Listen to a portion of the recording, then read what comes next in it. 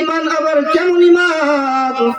আল্লাহ সূরা বাকারার 13 নম্বর আয়াতের মধ্যে আল্লাহ জানায়া দেন, আমিনু কামা আমানান নাস। ঈমান আনো লোকেরা যেভাবে ঈমান এনেছে লোকেদের মতো তোমরা ঈমান আনো।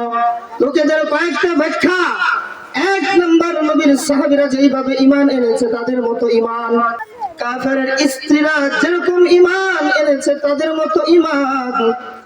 এমন ঈমান যদি তোমরা আনতে পারো মেহমান খানা হিসেবে আমি আল্লাহ তোমাদেরকে জান্নাত দেওয়ার ওয়াদা করে দিলাম। তো ঈমানের ব্যাখ্যায় সাহাবীদের মতো ঈমান। সাহাবীরা কিভাবে আল্লাহর প্রতি ঈমান এনেছে, আল্লাহর নবীর প্রতি ঈমান এনেছে? আল্লাহর নবীর সাহাবী হযরত আম্মার রাদিয়াল্লাহু তাআলা আনহু, একটু আওয়াজ দিয়ে বলেন না সাহাবীর নামটা কি? হযরত আম্মার রাদিয়াল্লাহু তাআলা আনহু। এই আম্মারের মা সুমাইয়া রাদিয়াল্লাহু তাআলা আনহা। নবীজির এই সাহাবীরা সুমাইয়া এবং আম্মার আল্লাহর উপর ঈমান এনেছে।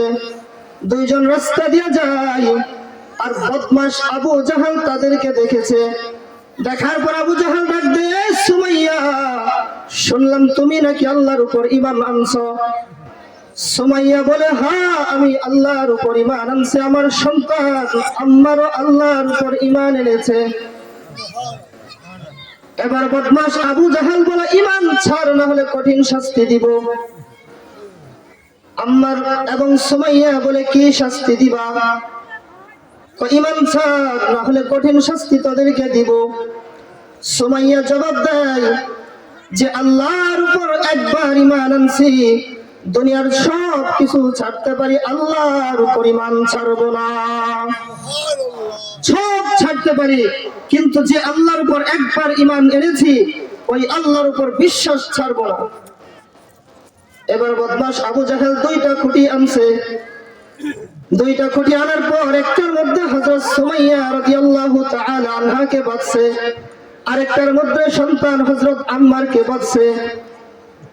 এবার বলে, সুমাইয়া ঈমান ছাড়।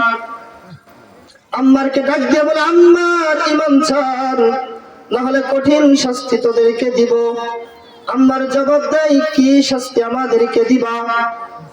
বদমাশ আবু জাহাল বলে, আতাতরুকুল ঈমান, তুই কি ঈমান ছাড়বি নাকি তোর সামনে আম নাখলাউ সাওবা উম্মি, নাকি তোর সামনে তোর মার কাপড়টা টান দিয়ে খুলে ফেলবো? চিল্লায় কর নাউযুবিল্লাহ।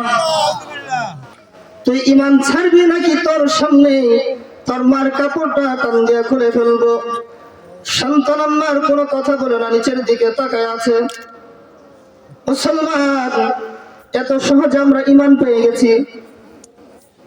তবে সাহাবী আম্মার বয়স তার 19 কিংবা 20 বছর বয়স। এবার সন্তানকে বলে, ঈমান ছাড়বি নাকি তোর সামনে তোর মার কাপড়টা টান দিয়ে খুলে ফেলবো? আম্মার কোনো কথা বলে না। আম্মার মনে মনে চিন্তা করে, এই মুহূর্তে যদি জমিনটা আমার জন্য ফাঁকা হয়ে যাইতো আর আমি আম্মার যদি জমিনের মধ্যে ঢুকে পড়তাম, এটাও আমার জন্য ভালো ছিল এই দৃশ্য দেখার চেয়ে। এবার বদমাশ আবু জাহাল সুমাইয়া রাদিয়াল্লাহু তাআলা আনহার গা থেকে কাপড়টা খুলে ফেলছে। সন্তান আম্মার কোনো কথা বলে না, মাথাটা নিচের দিয়ে রাখছে। আর বদমাশ আবু জাহাল বলে, আম্মারের মাথাটা উপরের দিকে তুলে ধর, তার মাকে যেন দেখতে পারে। আর সুমাইয়া মাটির মধ্যে পড়া ওই পজিশন থেকে সুমাইয়া সন্তানকে ডাক দিয়ে বলে, আম্মার, দুনিয়ার সব কিছু ছাড়তে পারবে, ঈমান ছাড়তে পারবে না। আর ডাক দিয়ে বলে, আমি এমন কোন সন্তান জন্ম দেই নাই যেই সন্তান কোন কাফেরের কথাই তার ঈমান ছাড়তে পারে। যা কিছু হয়ে যায়, তুমি আম্মার ঈমান ছাড়বা না। এই কথা বলার পর আবু জাহাল একটা বর্ষা আনছে। কি আনছে? একটা বর্ষা আনার পর সুমাইয়া তো মাটির মধ্যে পড়া। এবার সুমাইয়ার লজ্জাস্থানের মধ্যে আঘাত শুরু করে দিয়েছে বদমাশ আবু জাহাল। সুমাইয়ার রক্তাক্ত পুরা রাস্তাটা রক্তে রঞ্জিত হয়ে গেল। আর ওই পজিশন থেকে সুমাইয়া ডাক দেয়া বলে, আম্মার, আমি বলে গেলাম সন্তান, যা কিছু হয়ে যাক না কেন তুমি ঈমান ছাড়বা না। এবার সুমাইয়া বলে, আমি তো মনে হয় শহীদ হয়ে যাব আম্মা, তুমি কখনো কোনো কাফেরের কথায় ঈমান ছাড়বা না। সুমাইয়া শহীদ হয়ে গেল, সুমাইয়া আল্লাহর রাস্তায় শহীদ হয়ে গেল।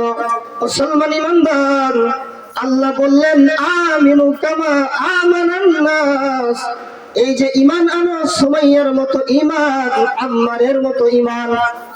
এই সুমাইয়ার মতো ঈমান যদি আনতে পারো, আম্মারের মতো ঈমান যদি আনতে পারো, আল্লাহ বলেন মরণের পর মেহমান খানা হিসেবে জান্নাতুল ফিরদাউস দেওয়ার ওয়াদা করলাম।